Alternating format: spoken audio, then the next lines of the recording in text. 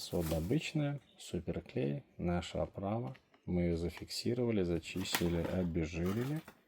И сейчас пробуем. Капелька клея.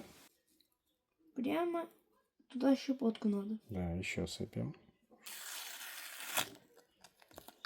Гляньте, она держится. Вы сейчас, зрители, не ощущаете запах клея, а мы ощущаем этот запах. Да. Ну что ж, результат есть. Очки Есть. хотя бы уже держатся. Очень интересно, то есть как это долго прослужит, но пока это достаточно очень прочная штука получилась.